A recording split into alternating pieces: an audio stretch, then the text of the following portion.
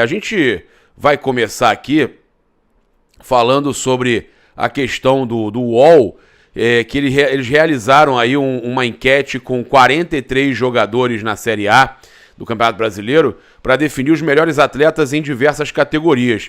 Na pesquisa, o meia de Arrascaeta foi eleito o jogador mais habilidoso do Brasil. Que maneiro, hein? Com 16,2% dos votos dos próprios atletas da Série A. A Arrascaeta, para quem andou falando aí do Ganso, né? Os tricolores aí, que o Ganso. Os próprios atletas falam que o Arrascaeta é o mais habilidoso.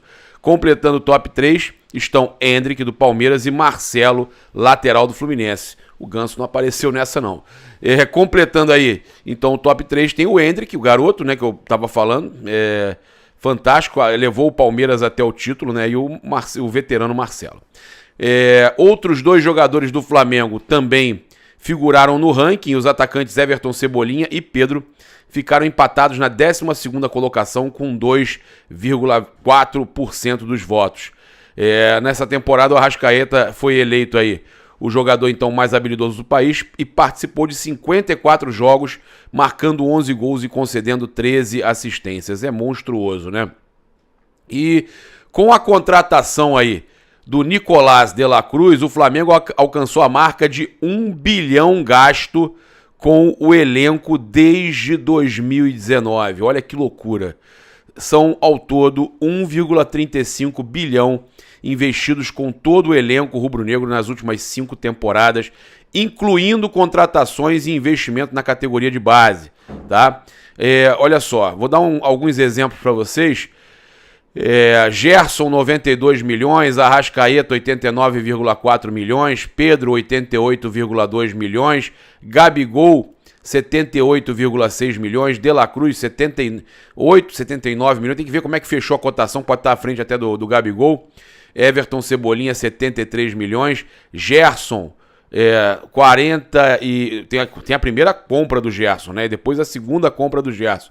Gerson, 49,7 milhões, Luiz Araújo, 48 milhões, Alan, 43 milhões, Ayrton Lucas, 39,7 milhões, Michael, 38,5 milhões, Léo Pereira, 34,2 milhões, Thiago Maia, 24 milhões, Bruno Henrique, 23 milhões, excelente contratação, né? Rapaz, que loucura. Bruno Henrique, 23 milhões de reais. Olha o que o Bruno Henrique fez, o rei da América. Pra mim, o principal jogador desse elenco aí, junto com a Arrascaeta. Rodrigo e o Gabigol. Rodrigo Caio, 21,2 milhões, Pablo, 16,6 milhões, Eric Pulgar, 15,6 milhões, Santos, 15,5 milhões, Fabrício Bruno, 15,1 milhões, vale muito mais, Marinho, 6,4 milhões, Pablo Mari, 5,5 milhões, um dos jogadores que o Flamengo mais ganhou dinheiro recentemente, Mateuzinho, 1,2 milhão. Livres no mercado que o Flamengo adquiriu, Felipe Luiz, Rafinha, Davi Luiz, Arturo Vidal, Varela, Gustavo Henrique, Isla, João Lucas e Rossi. Empréstimos que o Flamengo teve: Andreas Pereira, Bruno Viana, Pedro Rocha e Kennedy, né? Eu nem lembrava que o Pedro Rocha tinha passado pelo Flamengo. O Kennedy faz o Kennedy também, então que loucura, né? A gente vai falar aqui, então, já que a gente falou, né, do Andreas Pereira, a gente teve aí o jogador reafirmando, ele falou pra mim, inclusive, no privado, né, no Insta, que ele quer voltar pro Flamengo. E ele reafirmou que vai voltar ao Flamengo em breve, tá, cara? Ele falou que vai voltar em breve. O Andreas afirmando que volta pro Flamengo em breve. Olha que loucura. Pra quem não imaginava que ele voltasse tão cedo, ele que tá bem lá na Premier League, tá bem na Europa novamente, tá jogando muito, é um baita de um jogador, teve aquele problema, mas vale a gente lembrar que ele fez um golaço contra o Tolima lá, no jogo de lá, no primeiro jogo. O Flamengo vence o jogo e aqui na volta o Flamengo dá uma grande goleada, mas quem ajudou com certeza o título de 2022 da Libertadores e foi aí, se redimiu um pouco, foi o próprio Andreas, né? Então, a gente, óbvio, vai ter brincadeira de torcedor. Eu acho que nem é brincadeira, tá falando sério. Pra entregar outra Libertadores ou pra se retratar? Só que aí os próprios torcedores começam a rebater ele. Ó, foi o Davi Luiz, ó, muita gente falando isso, né? Muita gente criticando até o torcedor que reclamou do Andreas. O Camargo Valdivino falou: claro que sim, o moleque joga pra caramba e outra, errar é humano. Quem nunca errou, né, merece vir e fazer história.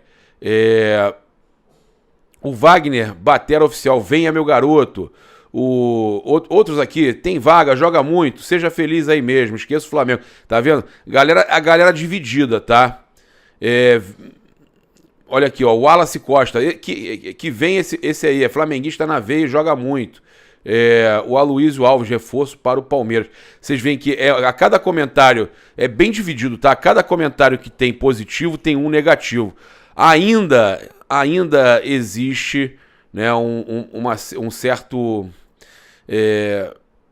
uma certa mágoa, não vou dizer mágoa, um certo pé atrás de alguns torcedores com o retorno do Andreas, mas é um baita de um jogador, sim, que teve esse erro que aconteceu, né? Com alguém acontecer. Você vê que o Pinola teve o erro lá, que acabou dando a Libertadores pro Flamengo, a bola sobrou pro Gabigol, e ele é super homenageado lá no River Plate, e inclusive a esposa do De La Cruz postou as fotos com as filhas com o Pinola, né? E segundo o jornalista aí, Guilherme Silva, a falta de anúncio da renovação de Bruno Henrique tem um motivo definido. Internamente, o clube teme que um anúncio da extensão do vínculo camisa 27 acabe gerando críticas e uma repercussão negativa. Acho que não, cara. O pessoal reclamou só do tempo de contrato, mas vai ter crítica como qualquer coisa vai ter crítica. Eu acho que o Bruno Henrique ele é muito querido pela torcida e não vai acontecer isso não, de torcedor de ser unanimidade. Como eu falei, a cada comentário bom vai ter um ruim. Eu acho que a diretoria tinha que soltar logo aí o anúncio do Bruno Henrique, da renovação, independente de uns acharem certo, outros errado. Eu, por mim, eu teria renovado no máximo 2 anos, mas eles acharam que 3 era a solução, até porque ele queria 3, então se para conseguir a renovação era necessário isso, se tiver que negociar o jogador depois, negocia se não tiver bem, mas, cara, o Flamengo optou por isso, 3 anos, agora vai esconder? Não, tem que anunciar, né? Ainda segundo o Guilherme Silva, a renovação de Bruno Henrique já foi anunciada internamente, mas sem grandes formalidades. O atacante tinha contrato válido até o fim do ano, e aí essa renovação veio e seu novo vínculo passa então a ser até o fim de 2026, tá? Então, a gente sabe que o Flamengo aí tá segurando o anúncio da renovação do Bruno Henrique. Sobre o De La Cruz, que a gente estava falando da postagem da Libertadores, né? Reforço de hierarquia do Flamengo. O Mauro César Pereira fez um alerta que é interessante. Ele fala o seguinte: é um jogador jovem com muita lenha para queimar. Ambidestro, atua em diferentes funções no meio de campo, faz gols e bate faltas. É um jogador especial. E aí ele fala ainda, o Flamengo vinha tentando essa contratação, foi impossível no meio do ano porque o River Plate jogou muito duro. Mas não, o Flamengo pagou a multa, Mauro. O Flamengo pagou a multa, pagava no meio do ano também. A questão foi o jogador. Se o jogador pediu para que fosse só no final do ano para ele terminar essa temporada no River, é compreensível, que deve ter sido isso. É uma pergunta boa para se fazer na apresentação dele, né?